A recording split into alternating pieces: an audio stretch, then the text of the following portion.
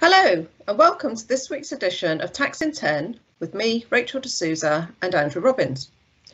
As you know by now, we are both tax partners in RSM's London office, and this podcast is aimed at private client professionals, fellow tax practitioners, bankers, lawyers, trustees and so on, anyone in fact who has a focus on private clients and private wealth. Your feedback is valuable to us, so do keep it coming, especially if you have thoughts on any topics you would like us to cover. We can be contacted at rachel.d'souza@rsmuk.com and andrew.robbins@rsmuk.com. So today's subject is trusts. Which, as everybody knows, are just a way to avoid taxes, hide money and generally get up to no good. Oh, Andrew, well, thank you for that insightful comment.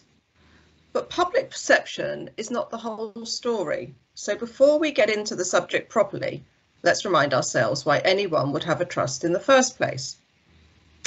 So what do we mean when we talk about a trust? At heart, it is simply assets held by one person for the benefit of another person. In reality, that tells us why trusts are created and why they are important today. So let's think about why they might be used. Let's think about that wealthy individual who wants to pass some wealth on to his children, but is concerned about giving significant value to young adults. Consequently, they may use a trust, so the funds can be controlled by the trustee, and it still encourages the child to make a life independent of the wealth that has being held or that is being held for him or her. Nowadays, the reasons why trusts are created are far more generally for non-tax reasons than for tax reasons. And actually, I would just add on that to emphasize it, because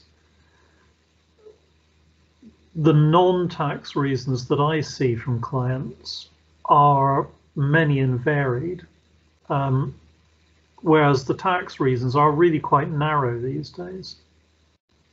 Yeah, I think that's true. And I think also it's fair to say that in the past, trusts gave rise to all sorts of opportunities to avoid tax, and hence this is why they continue to have a reputation as a tax avoidance vehicle. So let's just reflect on how trusts are actually taxed today.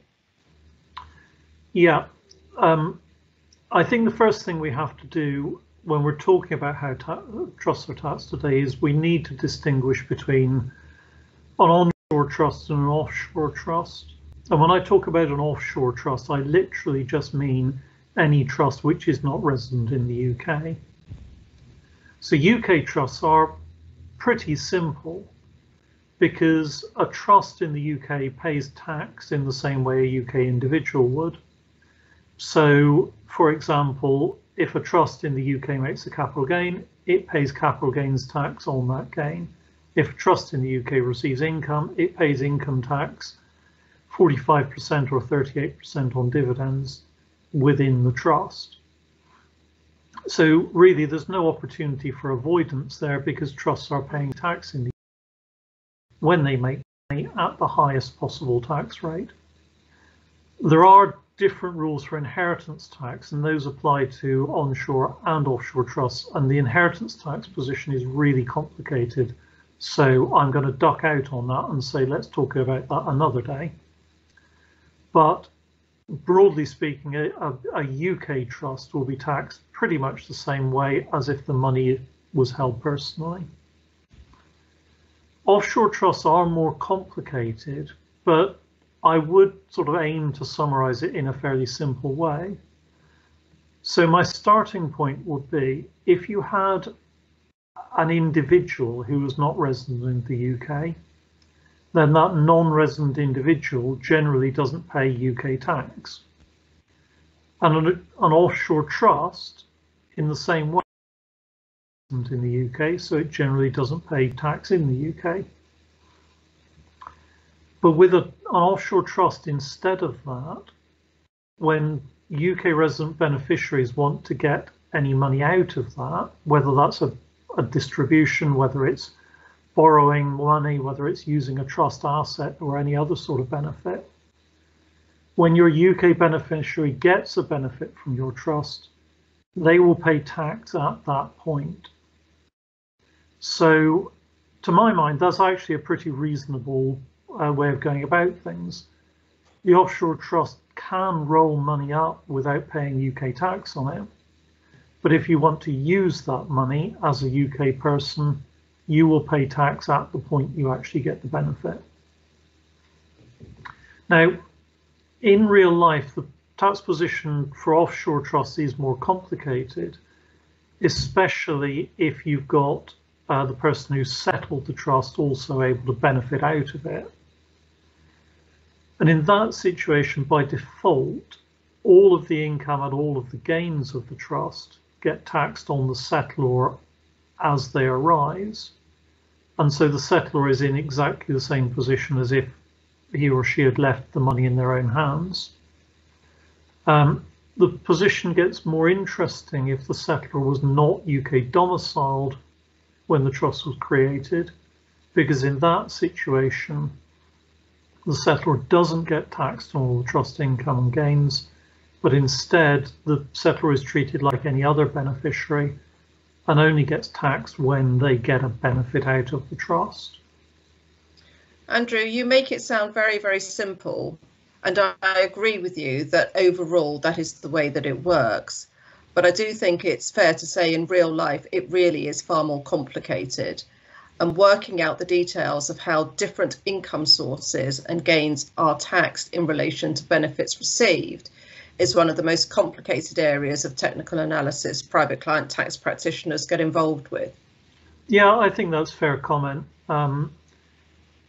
To my mind, offshore trusts are one of those things, you can get your head around the concept relatively easily if it's properly explained.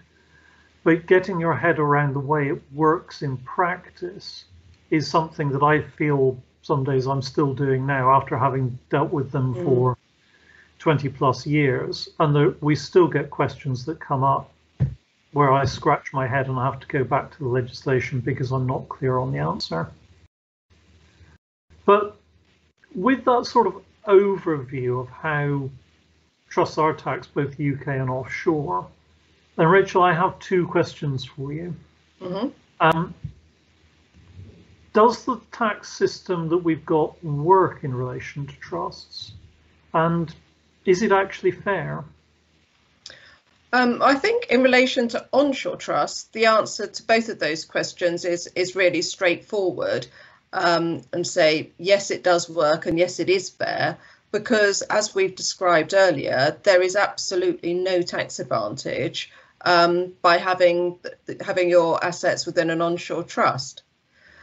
I think the position with regard to offshore trusts is far more complicated, and it's not a simple yes/no answer. Now you see, now Rachel, you're just being a politician at me. So if I do my best Jeremy Paxman, the people want to know, Rachel de Souza, is the tax system fair and does it work in relation to offshore trusts? Yes or no? Well, Jeremy, from an insider's view, I believe it is fair and it does work. And this is entirely down to the amount of complex legislation that now exists to ensure that trusts are not used to gain an unfair tax advantage. I also think the problem with the legislation and the fact that trusts do provide privacy for the settlor and the beneficiaries gives them a PR nightmare. And the understandable view of the regular punter is that something dodgy must be going on. Yeah, I think you're right. It's sort of an ongoing image problem as much as anything, isn't it? That's probably a good point to end on this week. But before we go, we normally make a recommendation for our avid viewers to think about. So Rachel, do you have any recommendations for me? Sort of. It's not quite a recommendation. It's a moral dilemma that I face, and I'm wondering what your thoughts are on it.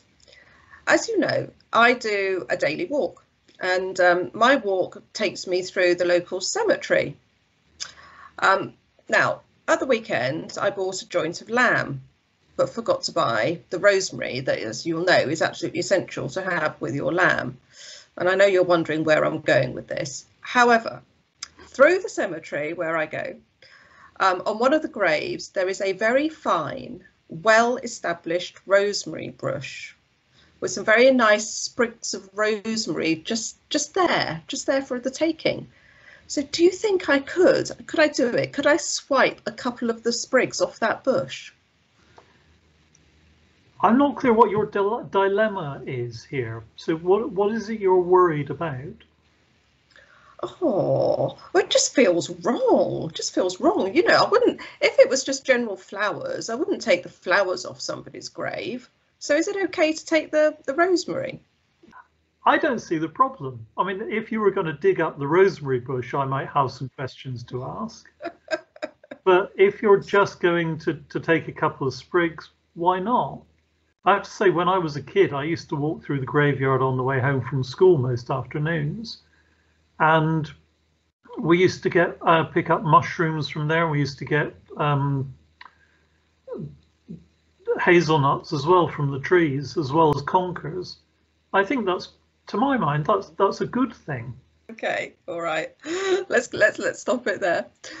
Thank you all for listening. Do let us have your comments or feedback. And just to remind you, we can be contacted on rachel.d'souza@rsmuk.com or andrew.robbins@rsmuk.com. Thank you very much. Bye for now.